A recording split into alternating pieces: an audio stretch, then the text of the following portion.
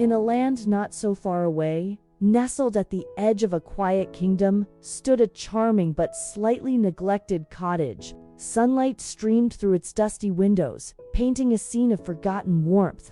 This was where our story began, a tale of cinders and dreams waiting to be kindled.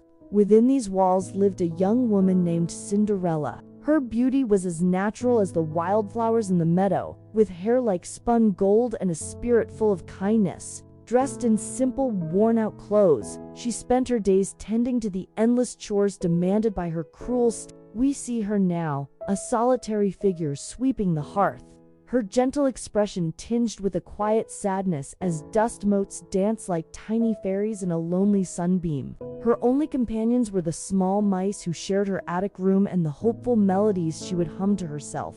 One bright morning, the sound of a trumpet echoed through the village. A royal messenger, dressed in the king's livery, arrived at the cottage door. He carried a stack of elegant wax-sealed envelopes, an invitation from the palace. The king was holding a grand ball in honor of the prince, and every eligible maiden in the kingdom was invited to attend.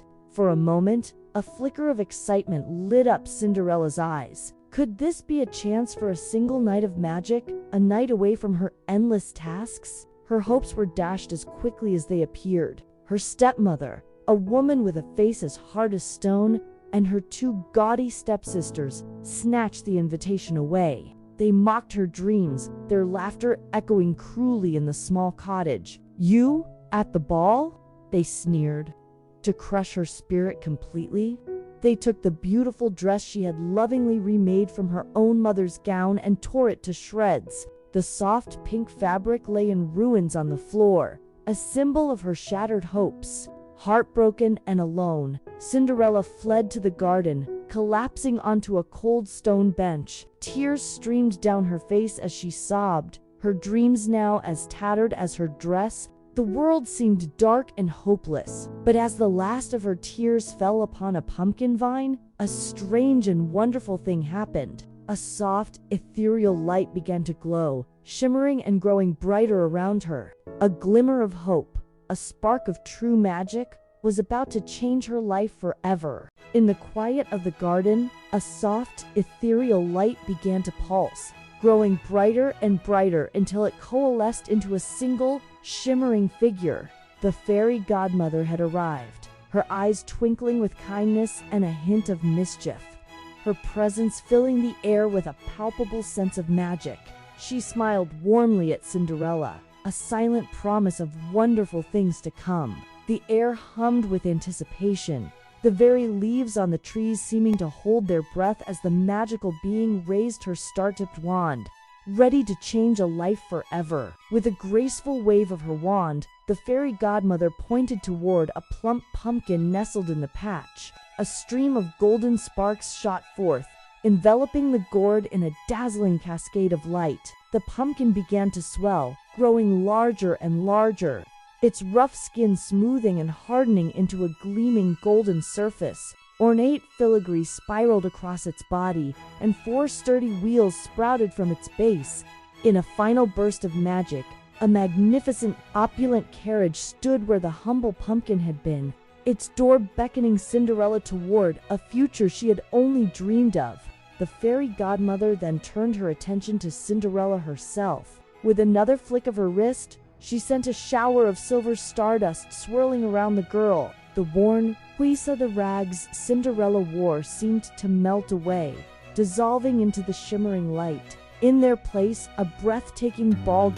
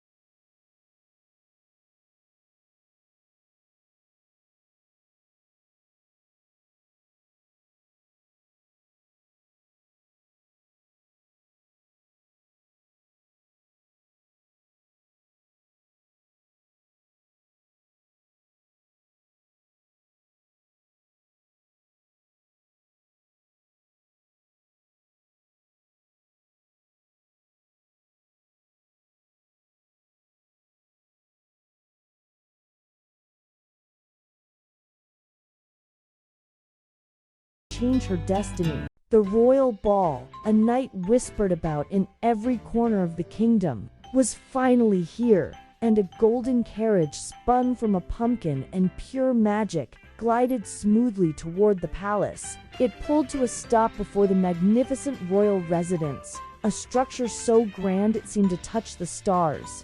Its every window ablaze with a warm, inviting light that promised an evening of unparalleled splendor. The air hummed with the distant, elegant strains of a waltz and the excited chatter of arriving nobility, a symphony of anticipation that set the stage for a fairy tale to unfold. A liveried footman, with a crisp, practiced bow, opened the carriage door. As Cinderella stepped out, a vision in a gown of shimmering moonlight blue, her delicate glass slipper caught the light from the palace lanterns. It sparkled with 1,000 tiny rainbows on the grand stone steps, a prelude to the magic she was about to bring inside. She took a deep breath. The soft night air filled with the scent of jasmine from the royal gardens, and with a heart fluttering like a captured bird, she moved toward the entrance, leaving the enchanted carriage and its mouse-turned horses behind. Before her, the huge ornate doors of the ballroom swung open as if by their own accord, pushed by unseen hands. The sight that greeted her was breathtaking. The ballroom was a dazzling world of its own, a cavern of gold and crystal. Hundreds of candles and glittering chandeliers cast a warm, dancing glow over a scene of joyous celebration. Lords and ladies in their finest silks and velvets twirled across the polished marble floor, their laughter mingling with the soaring notes of the royal orchestra. It was a spectacle of opulence and gaiety beyond her wildest dreams. Cinderella paused at the top of the grand staircase, a moment suspended in time. As she began her descent, a hush fell over the boisterous crowd. The music softened to a gentle, curious melody, and one by one, every guest turned to look. All eyes were fixed on the mysterious newcomer, their conversation ceasing as they stared, mesmerized by her ethereal grace and undeniable beauty. She was an apparition of elegance, moving down the stairs as if floating on a cloud. Across the vast, crowded room, Prince Charming, who had been politely greeting his guests, suddenly stopped. His gaze fell upon Cinderella, and in that instant, the rest of the world faded away.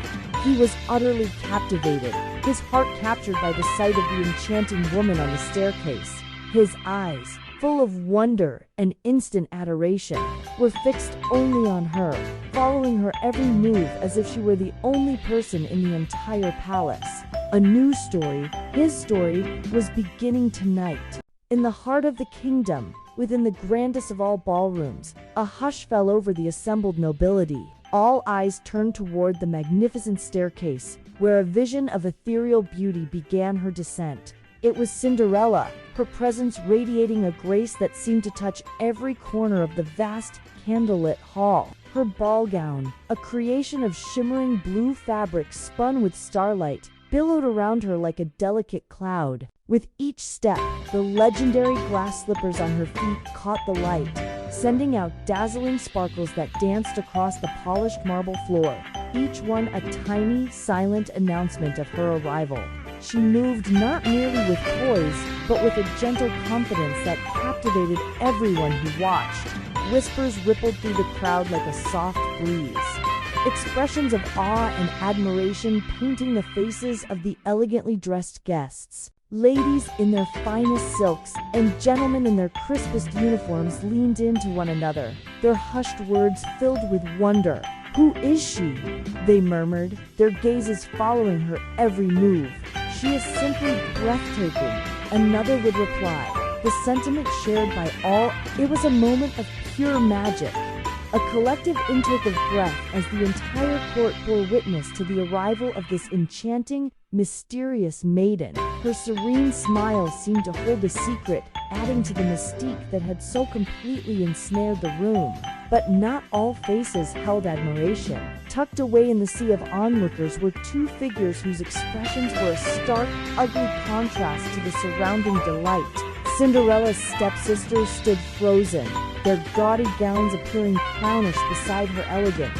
Their mouths were agape, their eyes wide with a mixture of disbelief and raw, venomous envy. The recognition dawned on them like a cruel joke, their faces twisting into masks of sour resentment. How could this be their Cinder Maid? The very girl they had left behind in rags and ashes. The sight of her, so radiant and adored, was a bitter pill that contorted their features with pure, unadulterated jealousy. Across the ballroom, oblivious to the petty hatred brewing in the corner, Prince Charming stood as if struck by lightning. From the moment he laid eyes on her, the rest of the world faded into a blur. His heart, which had been unmoved by any of the kingdom's ladies, now beat a frantic rhythm meant only for her. He saw nothing but the gentle maiden on the staircase, her radiant smile, and the light that seemed to shine from within her. It was an instant and profound connection, a pull so strong that it felt like destiny itself had guided her to him. Without a moment's hesitation, the prince moved through the parted crowd, his path clear as if by royal decree. His eyes never left hers as he approached, his every step filled with purpose and a palpable sense of wonder. He stopped before her, executing a deep, graceful bow befitting his royal station. "May I have this dance?" he asked, his voice a low, sincere melody as he extended his hand. In that quiet invitation, a timeless fairy tale was set in motion, promising a night of enchantment and a love that would change their lives forever. Candles. A short distance away, another pair of eyes watched with a dawning, horrifying recognition. The stepmother, clutching her fan so tightly her knuckles turned white, stared with a mixture of disbelief and incandescent fury. The delicate features, the gentle poise, the unmistakable grace, it was all achingly familiar. Through the magical disguise, she saw the faint echo of her own despised stepdaughter, Cinderella. The shock was a physical blow, leaving her breathless, but it was quickly consumed by a wave of rage. How had the wretched girl defied her? How had she obtained such a magnificent dress and arrived at the ball? The stepmother's mind raced, plotting a retribution that would be as cruel as her fury was deep. Unaware of the storm of malice brewing nearby, Prince Charming stood across the hall, utterly transfixed. From the moment she appeared at the top of the staircase, he had seen no one else. The other ladies, with their practiced smiles and elaborate gowns, faded into a blur.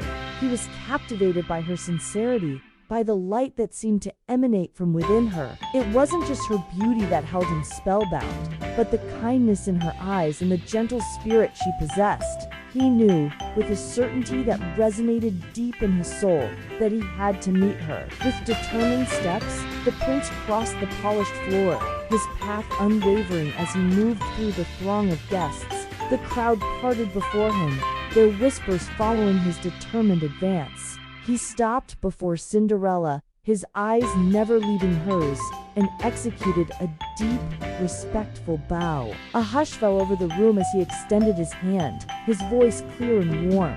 "May I have this dance?" he asked, his heart filled with a hope he hadn't known he possessed. This was not merely an invitation. It was a plea, the beginning of a magical night that would change their lives forever, no matter what it took. As dawn broke, a new chapter began, not with a fairy tale ending, but with a royal command that echoed through every street and alleyway. A royal herald, flanked by trumpeters, unfurled a grand scroll. The prince, captivated by the memory of the mysterious maiden from the ball, had issued a decree. He would marry the woman whose foot perfectly fit the delicate glass slipper she had left behind. The proclamation spread like wildfire, igniting hope and anticipation across the land. This wasn't just a search. It was a quest for a queen. Charged with this monumental task was the Grand Duke, a man of duty and dwindling patience. His mission was simple yet daunting: to travel the length and breadth of the kingdom, from the grandest estates to the humblest cottages, and find the slipper's rightful owner. He journeyed tirelessly, the velvet cushion bearing the single glass shoe a symbol of the prince's unwavering devotion. House after house, he presented the slipper. Young women, old women, ladies of noble birth, and common maids alike, all tried, but the slipper refused them all. It seemed an impossible fit, a shoe made for no one. Finally, the Duke's carriage rumbled to a stop before a stately but somewhat faded manor.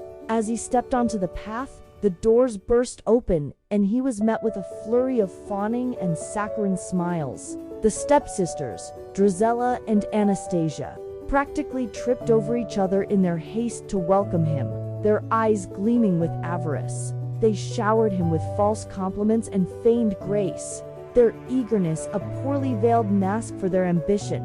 The moment of truth arrived. Drizella went first, jamming her foot forward with a grunt, trying to contort it into the slipper's elegant shape, but her foot was far too wide. Anastasia, more desperate still, made a gruesome attempt, trying to force her heel into the shoe until it was clear it would never fit.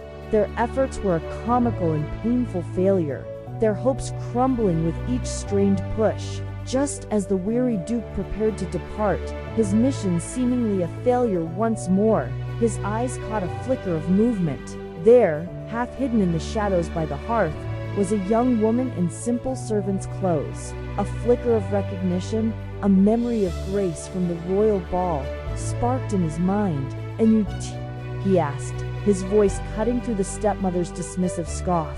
"Would you care to try?" For a moment, a glimmer of hope pierced the gloom of the dreary kitchen.